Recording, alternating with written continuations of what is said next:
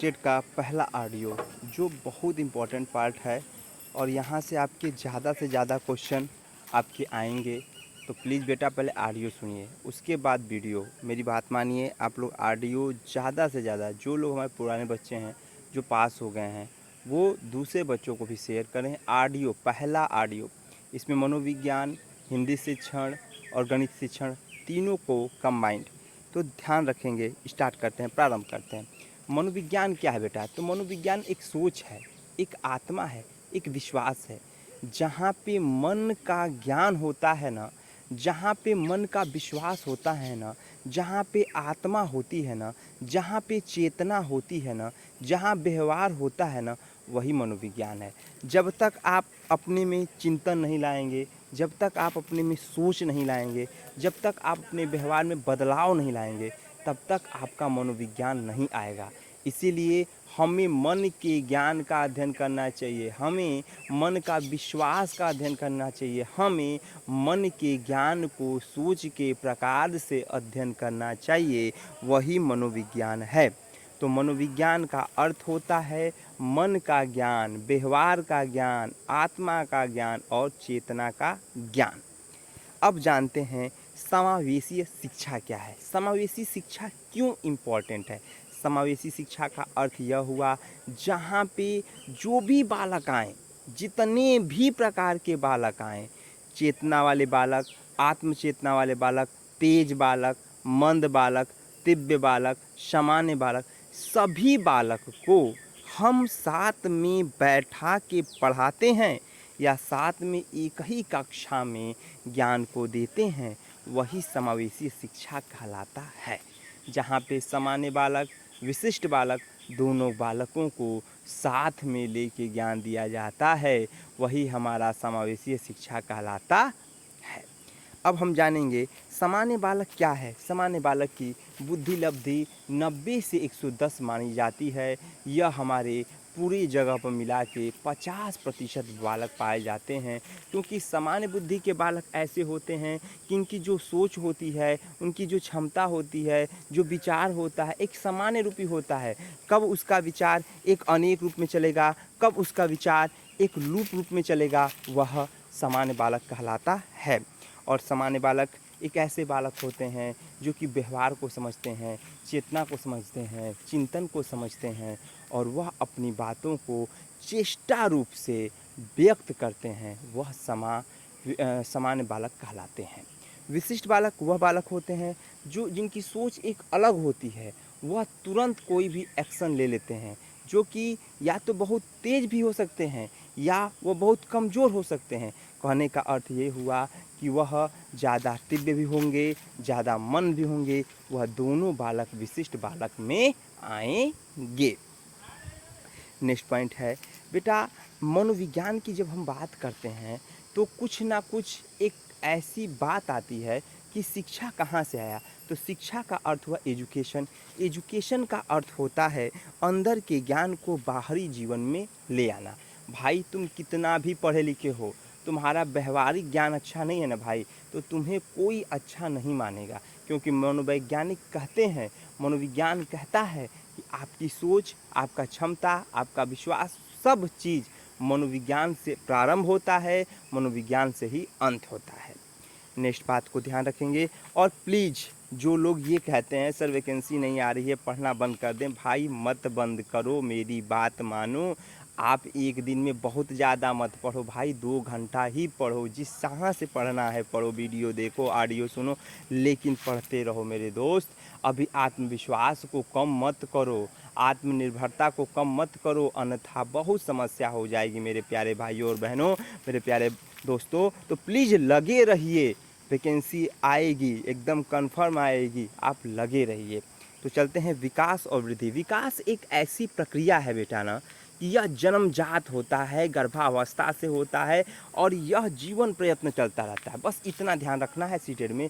विकास जब लड़का माँ के कोख में आया तभी से विकास प्रारंभ हुआ, और जब तक बच्चा या बच्ची ख़त्म नहीं हो जाते तब तक विकास चलता रहता है। यह एक ऐसी प्रक्रिया होती है जो कि जीवन प्रयत्न चलती है, इसको मापा तोला नहीं जाता है, उसे विकास कहते हैं। तो ध्यान रखेंगे, विकास प्रारंभ कहाँ से होता है, पहला क्वेश्चन पूछेगा तो गर्भावस्था से प्रारंभ होता है। कहाँ तक चलता है, तो वह जीवन प्रयत्न चलता है, और विकास हमेशा सकारात्मक होता है। कहने का अर्थ है भाई आप चोरी भी कर रहे हो ना, तो चोरी करते हो तो क्या सोच के करते हो क्या कि मैं पकड़ा जाऊंगा, ऐसा तो कोई नहीं सोचता है। तो भाई ये क्या है, सकारात्मक है। हम तो काम कर रहे हैं लेकिन हम ये नहीं जानते वो काम सही है कि गलत है। हम अपने लिए तो सकारात्मक ही सोच के न करेंगे मेरे प्यारे भाइयों और बहनों। तो ध्यान रखेंगे, विकास प्रारंभ जीवन काल तक होगा। विकास गर्भावस्था से प्रारंभ होगा, कब तक चलेगा, जीवन प्रयत्न तक चलेगा, और उसे नापा तोला नहीं जाएगा। वो कैसा होगा, तो वह सकारात्मक होगा। अब नेक्स्ट पॉइंट है वृद्धि। यह एक मात्रात्मक होता है। वह जब बच्चा जन्म ले लिया, वृद्धि प्रारंभ हुआ, लेकिन एक समय जाकर वृद्धि रुक जाती है। भाई ये तुम बताओ, क्या तुम जीवन भर बढ़ोगे? क्या तुम्हारा बढ़ापा जीवन भर होगा? नहीं, एक समय जाके वह वृद्धि जो है रुकती जाएगी, वह वृद्धि रुक जाएगी। कोई अवस्था होगी जिस अवस्था में वो रुक जाएगी, वह क्या कहलाएगी, तो वृद्धि कहलाएगी। और वृद्धि मात्रात्मक होती है, नापा तोला जा सकता है, और सकारात्मक और नकारात्मक दोनों हो सकता है। इसका अर्थ समझेंगे। भाई देखो, तुम्हारा सर बढ़ जाना वृद्धि तो हुई है, no doubt, this is the point, वृद्धि हुई है। बट यह वृद्धि कैसी हुई है, यह वृद्धि नकारात्मक हुई है। हाथ बढ़ जाना, बहुत ज़्यादा बढ़ जाना, यह वृद्धि तो हुई है लेकिन कैसा हुई है, नकारात्मक हुआ है। ये पॉइंट, इतने पॉइंट आपके कंप्लीट होते हैं। नेक्स्ट में है बेटा, मनोविज्ञान एक ऐसा लक्ष्य है, एक ऐसी शिक्षा है जहाँ पे हमको हर बालक को हर उच्च शिक्षा को लेकर विश्वास रूपी सी शिक्षा से जोड़ के चलना है। वीडियो ऑडियो पूरा सुने। औपचारिक शिक्षा, औपचारिक शिक्षा एक ऐसी शिक्षा होती है जहाँ पे मनोवैज्ञानिक कहते हैं कि जिस शिक्षा में, जिस आध्यात्मिकता में, जहाँ पे बालक अपने विद्यालय में जाता है, समय से पढ़ता है, अध्यापक पढ़ाता है, औपचारिक शिक्षा। समय, अध्यापक, विद्यालय, दिस इज औपचारिक शिक्षा।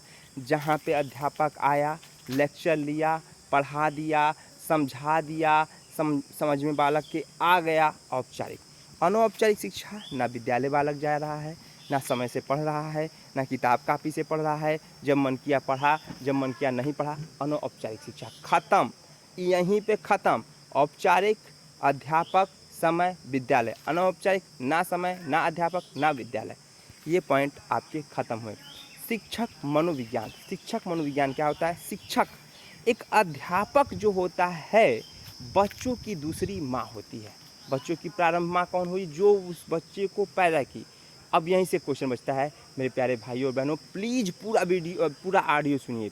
जब लड़का पैदा होता है ना, तो सबसे पहले किसको पहचानता है? तो सबसे पहले अपनी माँ को पहचानता है, वह माँ को जानता है। इसीलिए बच्चा का जो पहला शिक्षक होता है उसकी माँ होती है। पहले अध्यापिका जो होती है उसकी माँ होती है। और दूसरा पॉइंट नोट करने वाला ये है कि इसीलिए बालक पहली जो शिक्षा किस भाषा में लेता है, तो वह पहली भाषा जो होती है मेरे प्यारे भाइयों और बहनों, वो मातृभाषा होती है। इसीलिए बच्चा मातृभाषा में सीखना प्रारंभ करता है, मातृभाषा में सीखता है।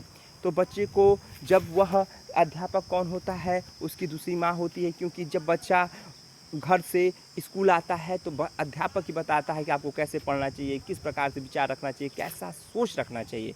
आजकल के अध्यापक व्यवहारिक नहीं होंगे तो आजकल के बच्चे भी व्यवहारिक नहीं होंगे। कुछ बच्चे पढ़ने में तो तेज होते हैं लेकिन उनमें सामाजिकता नहीं होता है, उनका व्यवहार अच्छा नहीं होता है। वह कहीं ना कहीं उनका परिवार का दोष होता है, वह कहीं ना कहीं उनके अध्यापक का दोष होता है। तो कहने का अर्थ है कि जब व्यवहार तभी बनेगा जब आपका परिवार अच्छा रहेगा, व्यवहार तभी बनेगा जब आपका अध्यापक अच्छा रहेगा। तो पहला क्वेश्चन यहाँ से पूछेगा, बच्चों को शिक्षा किससे देना चाहिए? मातृभाषा में देनी चाहिए। दूसरा क्वेश्चन पूछेगा, बालक सबसे पहले किसको पहचाना? माँ को। दूसरी माँ के रूप में किसको जाना जाएगा? अध्यापक को। यहाँ तक बच्चों, मेरे प्यारे बच्चों, कहीं दिक्कत नहीं होना चाहिए। अब नेक्स्ट पॉइंट पे हम चलते हैं। एकदम सुनेंगे, वीडियो को सुनते जाएंगे और प्लीज़ लगे रहिए। बहुत ज़्यादा समय नहीं व्यतीत करना है, 2 घंटे आप पढ़िए, और 3 घंटे पढ़िए, आप ज़्यादा से ज़्यादा क्वेश्चन हल करिए, वीडियो देखिए, ऑडियो सुनिए, यहाँ से आप पास हो जाएंगे। हर हर महादेव। और प्लीज़ आप लोग ज़्यादा से ज़्यादा वीडियो को शेयर करिए। मुझे नहीं फ़र्क पड़ता है कि 10 लोग देख रहे हैं, 5 लोग देख रहे हैं, लेकिन वो 5 लोग को शेयर करेंगे, कुछ लोग देखें, जो लोग देखें वो पास हो जाएँ बस। अब देखते हैं बेटा, कुछ बालक ऐसे होते हैं जो कक्षा कक्ष या वातावरण को गंदा करते हैं।